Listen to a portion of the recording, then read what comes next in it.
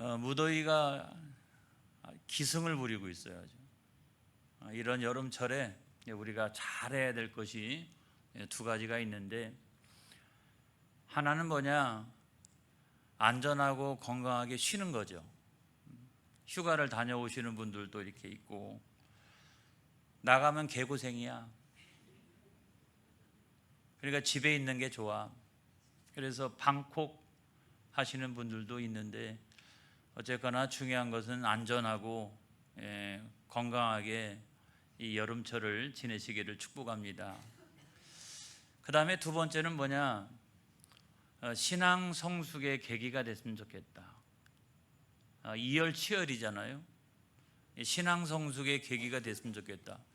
여름 행사가 많이 준비되어지고 있어요. 여름 성경학교도 있죠. 그 다음에 캠프도 있죠. 여기 보면 전도 간증 집회도 있죠. 또 충북노회는 여름 선교 대회도 마지막 주간에 준비되어져 있습니다. 이런 행사들이 꼭 여름에 이렇게 집중적으로 있을까요? 우리에게 신앙 성숙의 계기가 되게 하라. 이런 때일수록 나태하지 말고 오히려 신앙 성숙의 계기가 되게 하라. 그런 어떤 하나님의 뜻이 있는 것이 아닐까. 여름 행사의 목표는 무엇일까요, 여러분? 우리가 이렇게 많은 여름 행사를 하는 그 목표는 어디 있을까요? 저는 크게 보면은 기독교 교육하고 연관성이 있다라고 생각합니다. 여름 행사는 여름에 잘 놀자 이런 게 아니잖아요. 그러니까 기독교 교육에 어떤 목표가 있는데, 그 목표를 집중적으로 이렇게 달성하기 위해서 여름 행사가 모여 있는 거잖아요. 저는 에베소서 4장 13절로부터 14절에 있는 말씀이 그걸 가장 잘 설명해 주고 있다라고 생각을 합니다. 시작. 우리가 다 하나님의 아들을 믿는 것과 아는 일에 하나가 되어 온전한 사람을 이루어 그리스도의 장성한 분량이 충만한 데까지 이르리니, 이는 우리가 이제부터 어린아이가 되지 아니하여 사람의 속임수와 간사한 유혹에 빠져 온갖 교훈의 풍조에 밀려 요동하지 않게 하려 함이라. 여기에 기독교 교육의 목표가 있다고 생각해요.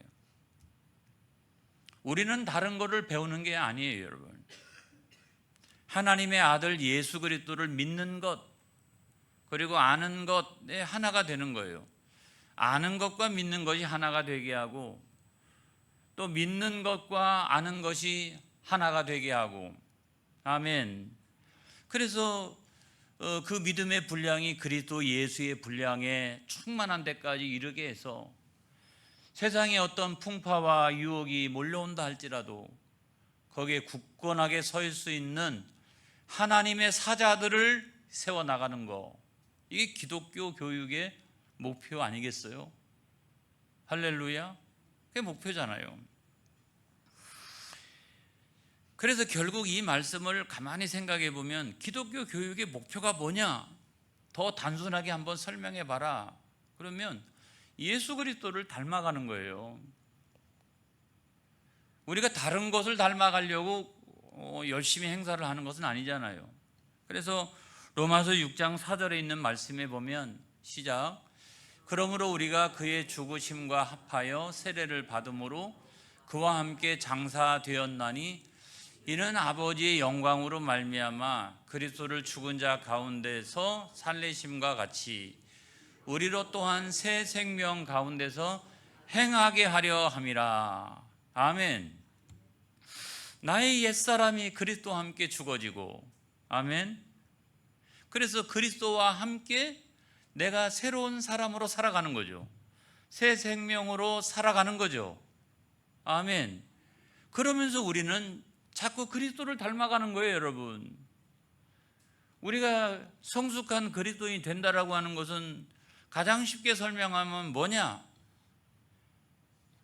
그리스도 예수 안에서 죽을 것은 죽고, 그리스도 예수 안에서 살 것은 살아서 자꾸 죽고 살고, 자꾸 죽고 살고, 못된 것들은 자꾸 죽고 또 새로운 것은 자꾸 살아나고, 아멘. 이렇게 죽고 살고 죽고 살고 죽고 살고 하면서 점점 내 안에서 누가 나타나? 그리스도 예수를 닮아가는 사람이 나타나는 거잖아요. 이게 신앙생활하는 어떤 목적이 아니겠습니까, 여러분? 그런데 이건 쉬운 일이 아니기 때문에 성령 하나님이 우리를 도와주셔야 합니다. 할렐루야. 성령 하나님이 도와주셔야 돼요. 로마서 8장 13절에 있는 말씀에 보면, 시작. 너희가 육신대로 살면 반드시 죽을 것이로되 영으로서 몸의 행실을 죽이면 살리니. 아멘. 여러분 생각해 보세요. 나의 옛사람, 내가 막 이렇게 죽이려고 해도요, 어느 순간에 내 안을 이렇게 들여다보면 아주 그냥 나의 옛사람이 똑바로 눈을 뜨고 있어요. 아주 그냥. 아직도 안 죽어져요. 이게 절대로 안 죽어집니다, 여러분. 그런데 성령 하나님이 도와주시니까, 성령이 죽이시니까 어느 순간에 내가 못된 것은 끊어내기 시작하고 내가 새로운 결단을 하기 시작하고, 이런 역사가 이게 가능해? 내 삶 가운데서? 이게 뭐냐면 성령의 감동하시는 역사인 거죠, 여러분. 성령이 막 나를 감동하시는 거예요. 그러니까 죽어지는 거예요, 여러분. 요한복음 14장 26절에 있는 말씀에 보면, 시작. 보혜사 곧 아버지께서 내 이름으로 보내실 성령, 그가 너희에게 모든 것을 가르치고 내가 너희에게 말한 모든 것을 생각나게 하리라. 아멘. 그래서 성령 하나님이 우리를 어떻게 도와주시느냐? 여러분, 힘 주시고 능력도 주시고 은사도 주시고 열매를 맺게 하시지만, 가장 중요한 것은 뭐냐면 주님의 말씀을 가르쳐 주시는 거예요. 잊어버릴 만하면 가르쳐 주시고 그 말씀이 생각나게 하시는 거예요. 내가 언젠가 목사님을 통해서 들었던 그 주님의 말씀이, 내가 읽었던 성경의 말씀이 그런 환경과 여건과 조건이 딱 되면 어떻게 그렇게 생각이 나는지 말이죠. 그 말씀이. 그렇기 때문에 죄를 못 짓는 거예요, 여러분. 그러니까 자꾸 그리스도를 닮아가는 거예요, 여러분. 그걸 갖다가 뭐라고 얘기한다? 성령 하나님의 감동의 역사다, 이런 말이에요. 그러니까 신앙생활하면, 성령님 의지하면 자꾸 그리스도를 닮은 사람으로 변화되어지는 은혜가 있게 될 줄로 믿습니다.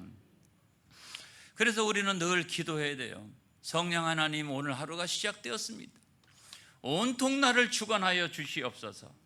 오늘 하루를 살아가는 날 동안에 나의 옛사람은 죽어지게 하시고 그리스도 예수 안에서 내 새 사람은 살아나게 하여 주시옵소서.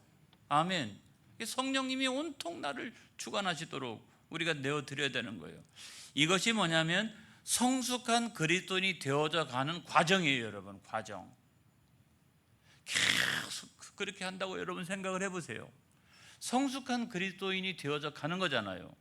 근데 그 과정에서 나타나는 특징이 몇 가지가 있는데, 첫 번째가 뭐냐면 회개예요. 회개. 성숙한 그리스도인이 되어져 가면서 회개를 잘하게 돼요, 여러분. 목사님, 저도요, 성경을 읽고 묵상하고 그러면서 설교를 준비하는 거 아니겠어요? 그냥 설교가 나오는 거 아니겠습니까? 아니지 않습니까? 근데 이렇게 이 본문을 선택하고 이렇게 쭉 설교를 준비하다 보면 어쩌면 그렇게 나에게 해당하는 말씀이, 제가 다 이야기할 수는 없지만 어쩌면 그렇게 나에게 해당하는 말씀인지, 그런 말씀들이 있어요. 그런 말씀이 막 나를 때려요, 이렇게죠. 그리고 과거에 이런 것들은 뭐 죄가 아니야 라고 생각했던 것도 내가 지나온 삶에서 그게 죄였구나, 그것도 죄였구나 라고 하는 생각이 들면서 설교를 준비하면서 막 이렇게 회개가 되어지는 거예요. 이게 마음이 막 먹먹해지면서 이렇게 회개가 되어지는 그 역사가 일어납니다. 여러분, 회개는 내가 해야 되겠다라고 해서 하는 게 아닙니다, 여러분. 진정한 회개는 하나님께로부터 오는 거예요. 야, 그 순간에 막 마음이 말이죠. 하나님이 나를 감화감동해가지고 나를 회개시키는데 이 하나님께로부터 오는 거예요, 여러분. 이게 진정한 회개예요. 누가복음 24장 47절로 48절에 있는 말씀에 보면 시작. 또 그의 이름으로 죄사함을 받게 하는 회개가 예루살렘에서 시작하여 모든 족속에게 전파될 것이 기록되었으니 너희는 이 모든 일의 증인이라. 아멘. 그러니까 하나님으로부터 죄사함을 받게 하는 그 회개가 온 예루살렘에, 그리고 예루살렘을 뛰어넘어서 온 나라와 족속들 가운데, 그 가운데 우리가 살고 있었던 거 아니겠습니까? 이 강팍한 내 마음, 죄로 물든 내 마음 가운데 성령 하나님의 역사가 임하기 시작하더니 막 감화감동하고 또 내 그 마음을 하나님께서 막 녹여주시니까 회개가 터져 나오는 거죠. 할렐루야. 회개는 터져 나오는 거예요. 하나님이 은혜를 주시니까 막 회개는 터져 나오는 거예요. 회개는 터져 나오는 거예요. 두 번째로 보면 예수 믿고 난 다음에도 회개는 반복된다. 아멘. 그래야 성숙해져 갈 거 아니겠어요, 그렇죠? 예수 믿고 난 다음에는 뭐 완전히 100% 의인이에요? 신분으로는 그렇지만 의롭다 칭함을 얻는 거예요. 전투하는 교회는 아직도 죄인이다. 승리한 교회만이 의인이다. 제가 그 말씀을 드린 바가 있잖아요. 우리는 여전히 이렇게 영적 전쟁을 하고 있는 중에 있는 거예요. 저 유명한 그 웨스터민스터 신앙고백서 제15장 2항에 보게 되면 다 같이 시작. 회개로 말미암아 죄인은 자신의 죄가 위험할 뿐만 아니라 더럽고 추악하여 하나님의 거룩하신 성품과 그의 의로운 율법에 반대되는 것임을 눈으로 보고 깨달음으로 해서 또한 회개하는 자들에게 그리스도 안에서 하나님이 긍휼을 베푸신다는 것을 깨닫게 될 때 자신의 죄를 슬퍼하고 미워하게 되며 그리하여 모든 죄에서 방향을 돌려 하나님께로 향하게 된다. 그리고 그의 모든 계명들을 쫓아서 하나님과 동행하기로 작정하고 또한 노력하게 되는 것이다 라고 이야기를 했어요. 그러니까 믿고 난 다음에도 회개는 반복되는 거예요. 세 번째로 보면, 그래서 회개에 합당한 열매를 맺어 가야 되는 거죠. 계속해서 한번 회개했다라고 해서 끝나는 게 아니라 거기에 합당한 열매를 계속해서 맺어 가야 합니다. 사도행전 26장 20절에 있는 말씀에 보면 시작.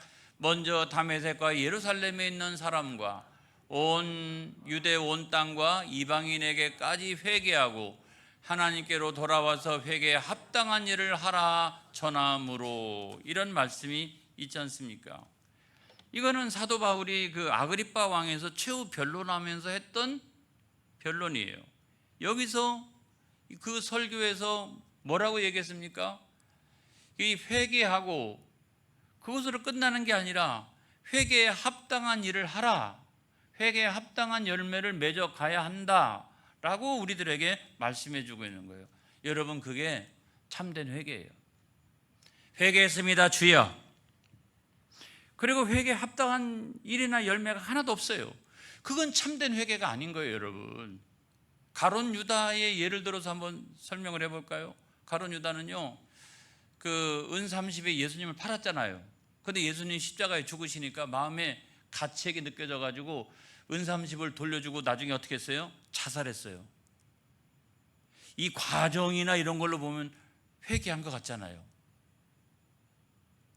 자기가 좀 잘못됐다라고 하는 사실을 느꼈기 때문에 자살하지 않았을까요? 그러니까 회개했다는 생각이 들어요. 그런데 뭐가 없냐? 뭐가 없어요?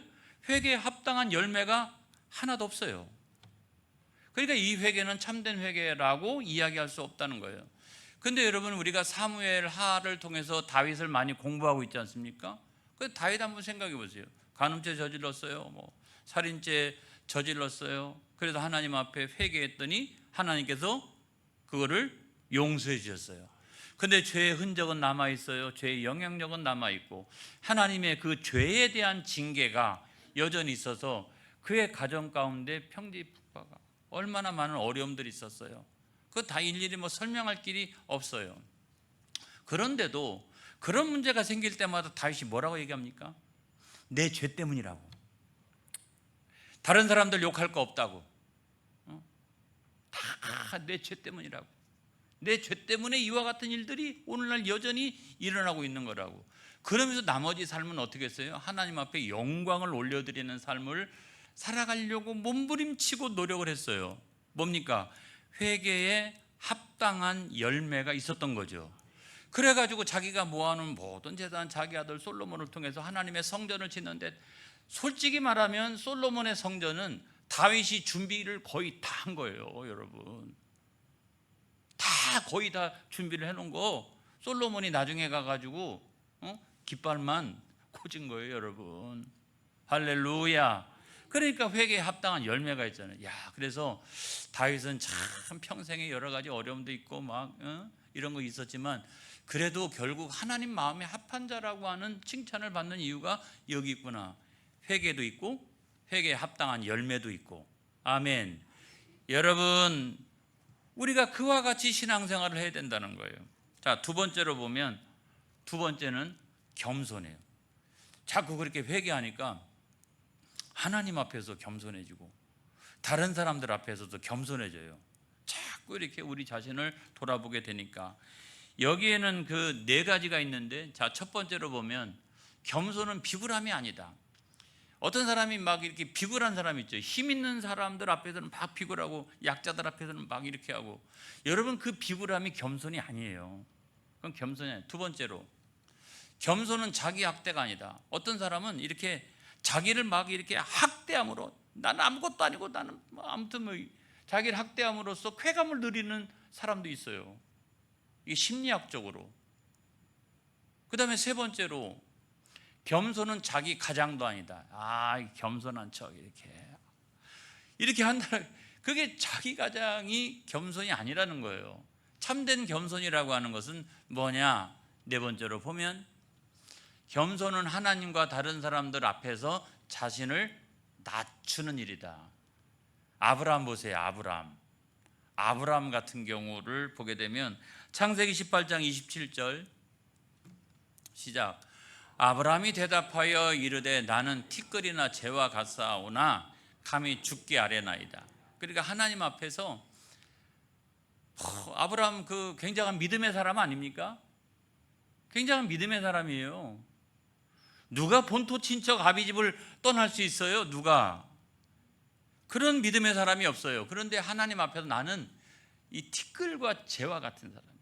그러니까 하나님을 향한 그 공경심과 또 두려운 마음을 늘 가지고 살았던 그런 사람이에요. 그 다음에 우리가 또 사도 바울 같은 경우를 생각해 보면, 자, 사도 바울 같은 경우 고린도전서 15장 9절 시작. 나는 사도 중에 가장 작은 자라.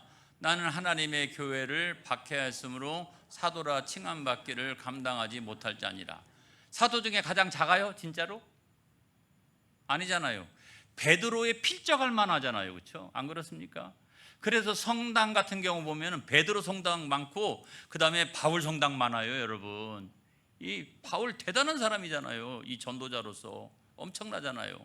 근데 자기는 사도들 중에 가장 작은 자래요. 에베소서 3장 8절에 있는 말씀에 보면 또 그랬어요. 시작. 모든 성도 중에 지극히 작은 자보다 더 작은 나에게 이 은혜를 주신 것은 측량할 수 없는 그리스도의 풍성함을 이방인에게 전하게 하시고. 나는 진짜 모든 성도들 가운데 가장 작은 자라는 거예요. 진짜로 겸손하죠. 이분 그럴 뿐 아니잖아요. 가문은 성경에 잘 드러나 있지 않지만 가문도 꽤 괜찮은 가문이에요. 왜냐하면 로마 시민권을 가지고 있는 가문이 이게 쉬운 게 아니거든요. 율법적으로 신앙적으로 바리새인 중에 바리새인 아니겠습니까? 공부는 또 얼마나 잘했어요. 가말리엘의 문화 최고의 그 공부를 한 그런 사람 아니겠습니까? 나는 한 사람의 가장 작은 성도들보다 더 작은 사람이라고. 이런 정도면 진짜로 겸손한 사람이잖아요. 안 그렇습니까? 근데 누구를 배워서 이렇게 겸손해졌을까 하는 걸 생각하니까 그분이 예수님이에요, 여러분. 디모데전서 1장 15절에 있는 말씀에 보면 시작, 미쁘다 모든 사람이 받을 만한 이 말이요, 그리스도 예수께서 죄인을 구원하시려고 세상에 임하셨다 하였도다. 죄인 중에 내가 괴순이라, 이렇게 얘기했어요. 예수님에게서 배운 게 확실하잖아요. 그렇죠? 그는 본래 하나님 그 보좌에 계셨던 분인데 그 보좌를 버리시고 이 땅에 내려오셔서 죄 많은 우리를 위하여 십자가에 달리셨나니 나는 죄인 중에 괴수다. 나는 죄인 중에 괴수니까 앞으로도 계속 죄 지어야지. 아주 여러분, 이런 말입니까? 내가 그리스도 예수에게 배웠노니 나는 정말 그 은혜를 생각해 보면 나는 죄인 중에 괴수니까 나는 절대로 다시 옛사람처럼 살아가지 않겠다라고 하는 각오와 결단이 드러나 있는 표현 아니겠습니까? 아멘. 누구한테 배웠겠어요? 예수님에게 배웠겠죠. 자, 이런 것을 다 전제로 하고 오늘 성경 말씀이 등장하는 거예요. 이런 것들을 다 전제로 하고, 여러분 여기 보면 예수님께서 마태복음 11장 28절에서 이렇게 말씀하십니다. 시작, 수고하고 무거운 짐진 자들아 다 내게로 오라, 내가 너희를 쉬게 하리라. 여러분, 수고하고 무거운 짐진 자들은 누구를 말합니까? 죄 가운데 그 무거운 짐을 지고 또 율법 가운데 무거운 짐을 지고 살아나가는 수많은 사람들, 다 내게로 오라, 십자가의 은혜로 초청을 하고 있는 거잖아요. 다 내게로 오라. 그런 모든 사람, 죄짐 뭐 이런 것 때문에 고통받고 있는 모든 사람들 다 내게로 오라, 내가 너희를 쉬게 하리라. 어떻게 해요? 그 십자가 은혜 앞에서 죄짐은 예수님에게 우리가 전가하고 예수님의 완전한 의는 내가 전가를 받고, 그래서 우리가 쉴 수가 있는 거예요. 내 영혼이. 할렐루야. 그리고 난 다음에 마태복음 11장 29절로 30절에 있는 말씀에 보면 시작, 나는 마음이 온유하고 겸손하니 나의 멍에를 메고 내게 배우라, 그리하면 너희 마음이 쉼을 얻으리니 이는 내 멍에는 쉽고 내 짐은 가벼움이라 하시니라. 예수님에게 배우라는 거예요. 결론은 그 온유함과 그 겸손함에 대하여 예수님에게 배워야 된다는 거예요. 그 가르침과 그 말씀에 대하여 우리가 많이 배워야 한다는 거죠. 할렐루야. 근데 예수님께서 우리에게 주시는 멍에는, 율법의 멍에는 너무 무거워. 그건 다 지킬 수도 없어. 근데 예수님의 그 멍에는, 제가 사진을 하나 가져왔는데, 저게 멍에잖아요. 멍에. 두 소가 끄는 그 멍에, 그죠? 근데 여러분, 이렇게 두 소가 같이 밭을 갈아요. 혼자 그냥 다 짊어지고 저 밭을 가려면 힘이 들어 죽겠는데 옆에 또 누가 있어요? 다른 소가 있어가지고 같이 이렇게 하는 거예요. 같이 하는 거예요. 누가 예수님 같아요? 저 시큼한 소는 시큼한 소는 우리 같고, 저 약간 이렇게 조금 풍채가 더 있고 이렇게 조금 누런 소는 예수님 같은데, 아무튼 우리가 인생길을 갈 때 예수님이 같이 우리에게 멍에를 이렇게 메워 주시니까 우리 짐이 가볍고 쉽다는 거예요. 할렐루야. 그래서 예수 믿기를 잘한 거예요, 여러분. 예수님께서 언제나 우리와 이와 같이 함께하여 주실 줄로 믿습니다. 아멘. 자, 세 번째로는 봉사예요. 그런 하나님의 은혜가 너무 감사하니까 하지 말라 그래도 봉사하기 시작합니다. 성숙한 그리스도인은 점점점 이렇게 내가 뭘로 이 은혜를 갚지? 라고 하면서 점점 봉사하기를 시작을 한다는 거예요. 자, 그래서 첫 번째로 보면 봉사는 그리스도의 향기를 나타내는 것이다. 물론 전도도 포함하는 것입니다만, 자, 성경을 보겠어요. 고린도후서 2장 15절로 16절 시작. 우리는 구원받은 자들에게나 망하는 자들에게나 하나님 앞에서 그리스도의 향기니 이 사람에게는 사망으로부터 사망에 이르는 냄새요 저 사람에게는 생명으로부터 생명에 이르는 냄새라. 누가 이 일을 감당하리요? 야, 교회 다니더니 그냥 아주 인생 변했어. 아주 그냥 시간 들여 물질 들여 막 열심히 나가서 전도도 하고, 야, 이렇게 살아가는데 신앙이 없는 사람에게는 이게 사망의 냄새처럼 보이는. 그렇지만 또 하나님의 구원받은 자녀들은 야, 나도 저렇게 살아가야지. 누가 이 일을 하리요? 누가 이 일을 하리요? 여러분, 은혜 받은 자가 이 일을 하는 겁니다. 아멘. 그 다음에 두 번째로 보면 하나님께 하는 봉사도 있고 다른 사람에게 하는 봉사도 있죠. 하나님께 하는 봉사는 에베소서 4장 11절에 있는 말씀, 11절과 12절에 있는 말씀. 자, 하나님께 하는 봉사는요, 제사장들이 제일 잘했어요. 그렇죠? 구약시대 때. 근데 신약시대 와가지고는 에베소서 4장 11절로 12절에 있는 말씀에 보면 시작.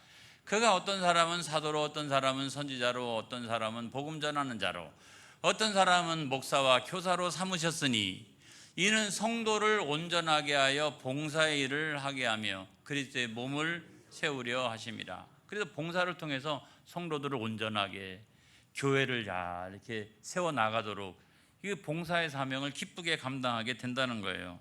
자, 이것도 마찬가지입니다. 자, 세 번째로 성령님께서 나눠주시는 은사를 따라 봉사를 해야 한다. 내 힘과 또 내 능력 가지고 하려고 그러면 안 됩니다. 그러면 그냥 금방 포기하게 돼요. 아이고, 이거 기분 나쁘니까 이제 관둬야지. 내가 할만하니까 뭐 인정받으니까 열심히 해야지. 그게 아니에요, 여러분. 자, 고린도전서 12장 11절에 있는 말씀에 보면 시작. 이 모든 일은 같은 한 성령이 행하사 주의 뜻대로 각 사람에게 나누어 주시는 것이라. 여러분, 하나님께서 성령을 통해서 나눠 주시는 거예요. 빌립보서 3장 3절에 있는 말씀에 보면 시작. 하나님의 성령으로 봉사하며 그리스도 예수로 자랑하고 육체를 신뢰하지 아니하는 우리가 곧 할례파라. 우리가 진짜 할례파요, 우리가 진짜 그리스도인이라는 거예요. 성령으로 봉사하지, 그리스도를 자랑하지, 육체를 신뢰하지 않지. 이런 사람이 누가 있느냐? 우리가 진짜 그리스도인이다. 니들이 할례파라고 얘기하지만 우리가 진짜 할례파야. 니들은 아무것도 아니야 아주. 응? 여러분, 그렇게 이야기하는 거예요. 자, 맨 마지막에 결론이에요. 맨 마지막은 성화죠. 성화는 자, 이렇게 봉사하며 살아갑니다. 성화는 성령 하나님이 도와주셔야 됩니다. 아멘. 자, 이 말씀을 가지고 마치도록 하겠습니다. 에베소 1장 17절로 19절에 있는 말씀에 보면 시작. 우리 주 예수 그리스도의 하나님 영광의 아버지께서 지혜와 계시의 영을 너희에게 주사 하나님을 알게 하시고 너희 마음의 눈을 밝히사 그의 부르심의 소망이 무엇이며 성도 안에서 그 기업의 영광의 풍성함이 무엇이며 그의 힘의 위력으로 역사하심을 따라 믿는 우리에게 베푸신 능력의 지극히 크심이 어떠한 것을 너희로 알게 하시기를 구하노라. 아멘. 성령 하나님이 믿을 때부터 쫙 성화되는 과정 전체를 성령 하나님이 이끌어 가신다는 거예요. 오늘도 저와 여러분 성령으로 충만해서 성령 하나님 앞에 우리의 모든 것을 내어드리고 성령 하나님이 나를 잘 이끌어 가시도록 기도하시는 저와 여러분이 되어지기를 주님의 이름으로 축복합니다. 축복합니다. 기도하겠습니다.